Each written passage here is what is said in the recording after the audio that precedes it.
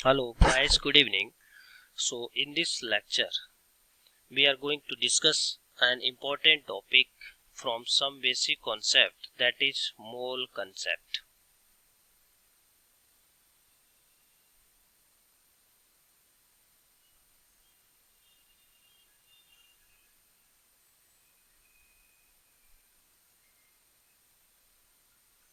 तो बात करते हैं व्हाट इज मोल। तो मोल क्या है? Mole is just simple a unit. Mole is simply a unit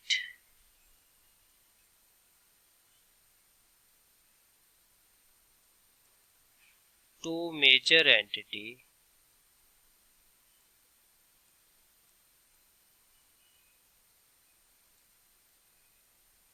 simply a unit to measure entity at microscopic level,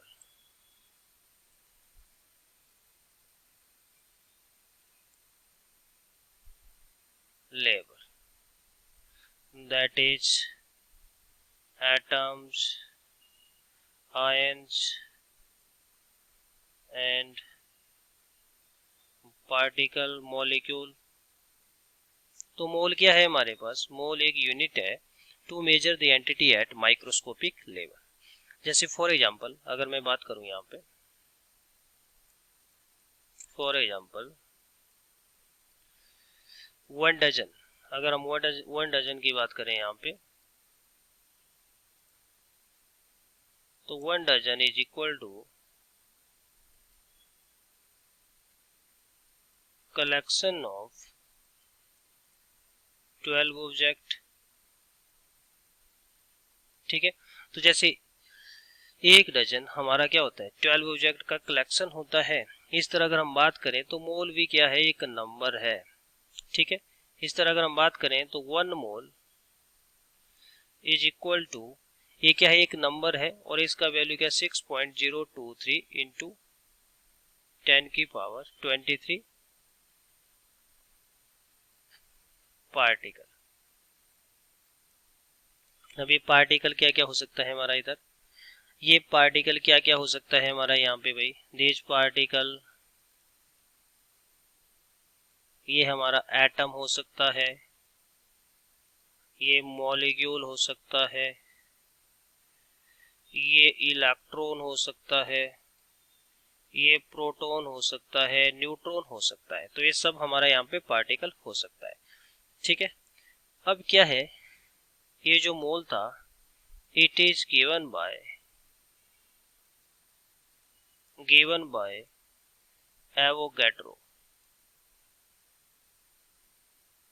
so it is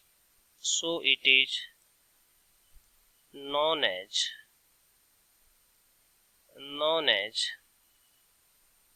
Avogadro number.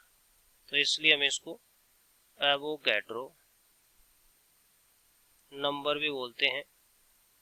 And and it is represented by Na। इसको हम Na से represent करते हैं। ठीक है, तो पहली चीज अब बात करते हैं यहाँ पे कि अगर मान लीजिए आपको फॉर्मूला गिवन है और आप मोल कैसे कैलकुलेट करते हैं। ठीक है, तो नंबर ऑफ मोल कैलकुलेशन हम यहाँ पे करते हैं। Number of mole calculation, number of mole calculation हम यहाँ पे करने जा रहे हैं। तो कब? when atomic mass is given,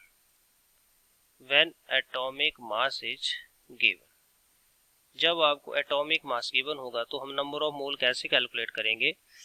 तो नंबर ऑफ मोल इसको हम रिप्रेजेंट करते हैं स्मॉल एन से। It is equal to given mass divided by molecular mass या मोलर मास। ठीक है। गिवन मास को हम यहाँ पर रिप्रेजेंट करें W से और मोलर मास को हम यहाँ पर रिप्रेजेंट करें MM से।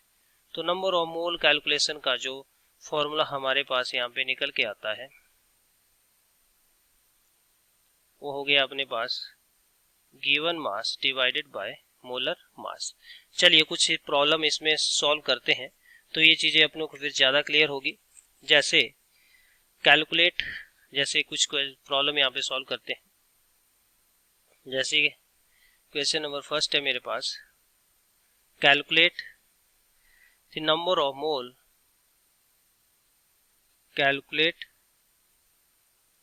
The number of mole, number of mole in the following।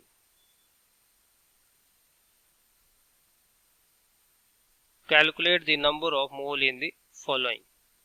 ठीक है, तो इस क्वेश्चन को हम डिस्कस करने जा रहे हैं, number of mole in the following. First part है जैसे मेरे पास 9 gram of water, 9 gram of water. तो 9 ग्राम ऑफ वाटर में अपने को कैलकुलेट करने हैं नंबर ऑफ मोल। तो सबसे पहले हम फाइंड आउट कर लेते हैं मोलर मास ऑफ वाटर। तो मोलर मास ऑफ वाटर कितना हो जाएगा, 2 × 1 प्लस हाइड्रोजन का एटॉमिक मास होता है 16, तो ये आ गया मेरे पास कितना, ये आ गया मेरे पास यहाँ पे 18 ग्राम। ठीक है, तो मोलर मास आ गया मेरे पास 18 ग्राम। तो number of mole is equal to, given mass हो गया 9, मोलर मास हो गया 18, तो यहाँ पे कितने मोल आ गए मेरे पास, 1/2 मोल। ठीक है, इस तरह कुछ और प्रॉब्लम लेते हैं। यहाँ पे सेकंड प्रॉब्लम है जैसे मेरे पास 31.6 ग्राम ऑफ KMnO4 पोटासियम पर मैग्नेट। ठीक है, तो सबसे पहले हम क्या करते हैं, मोलर मास कैलकुलेट कर लेते हैं पोटासियम पर मैग्नेट का। तो molar mass of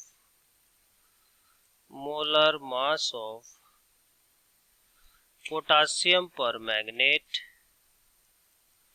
is equal to, कितना हो जाएगा मोलर मास पोटासियम पर मैग्नेट का। तो सॉल्व करते हैं। यहाँ पे पोटासियम का एटॉमिक मास होता है 39 प्लस मैंगनीज का होता है 55 प्लस ऑक्सीजन के एक एटम का होता है 16, 4 एटम है यहाँ पे। तो ये हो गया अपने पास, जब आप इसको ऐड करेंगे दैट इज 158 ग्राम। ठीक है, तो फॉर्मूला में वैल्यू सब्स्टिट्यूट करते हैं, n is equal to 31.6 divided by 158। ठीक है, और इसको जब हम यहाँ पे सॉल्व करते हैं तो ये आ गया अपने पास 316 डिवाइडेड बाय 158 इंटू 10। तो इसको हम कैंसिल करते हैं तो ये 2 टाइम कैंसिल हो गया, दिस इज 2/10 दैट इज 1/5 या 0.2। तो ये आ गया अपने पास, इसमें कितने मोल आ गए, इसमें आ गए अपने पास 0.2 मोल। कुछ और प्रॉब्लम देखते हैं। जैसे अपने पास है 12.8 मिलीग्राम ऑफ SO2। ठीक है, तो सबसे पहले हम क्या कैलकुलेट कर लेते हैं, मोलर मास ऑफ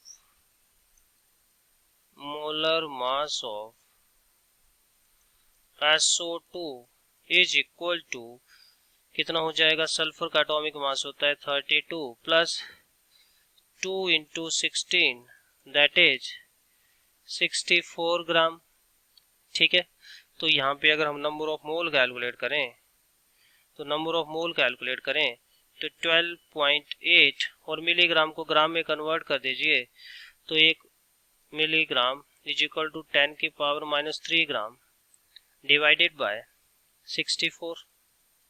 ठीक है, तो जब हम इसको सॉल्व करते हैं जब हम इसको सॉल्व करते हैं तो ये कितना आ जाएगा मेरे पास 16.2, तो ये आ जाएगा 0.2 इंटू 10 की पावर -3, और इसको हम सॉल्व करेंगे तो 2 इंटू 10 की पावर -4 मोल। ठीक है, कुछ और प्रॉब्लम देखते हैं यहाँ पे। तो नेक्स्ट है जैसे मेरे पास यहाँ पे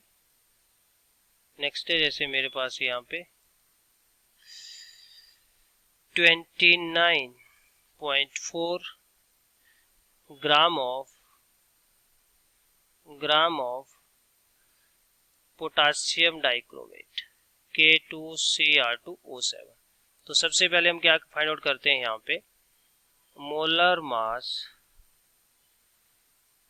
मास of potassium dichromate is equal to, potassium के एक एटम का एटॉमिक मास होता है 39, यहाँ पे कितने एटम है 2, तो 39 इंटू 2। क्रोमियम के एक एटम का एटॉमिक मास होता है 52, यहाँ पे कितने एटम है 2, प्लस ऑक्सीजन के एक एटम का एटॉमिक मास होता है 16, यहाँ पे कितने हैं 7। जब आप इसको ऐड करेंगे तो ये कितना आ जाएगा 294 ग्राम। कितना आ जाएगा 294 ग्राम। तो अगर मैं यहाँ पे मोल कैलकुलेट करूं तो मोल कैलकुलेट किया जाएगा, गिवन मास है 29.4 डिवाइडेड बाय मोलर मास 294, तो ये कितना आ गया मेरे पास 1/10। ठीक है, कितना आ गया मेरे पास 1/10। एक और एग्जांपल यहाँ पे सॉल्व करते हैं। 63 gram of oxalic acid dihydrate.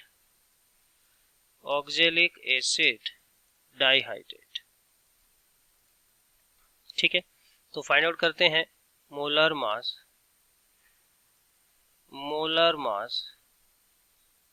Of oxalic acid dihydrate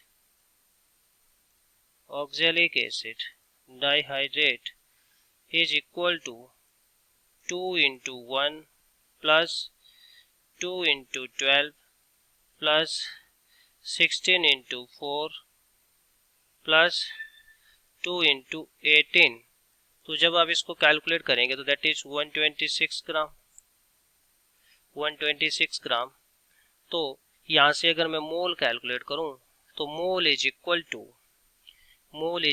to क्या जाएगा, गिवन मास है 63, मोलर मास है 126, इसको आप कैंसिल करिए तो यहाँ पे अपने पास मोल कितने आ जाएंगे, therefore mole is equal to 1/2। तो इस तरह से अगर आपको मास गिवन होगा तो आप क्या करिए, मोलर मास से डिवाइड कर दीजिए गिवन मास को, और आपके पास यहाँ पे नंबर ऑफ मोल आ जाएंगे। ठीक है, तो नेक्स्ट लेक्चर में हम कुछ और प्रॉब्लम डिस्कस करेंगे। Thank you.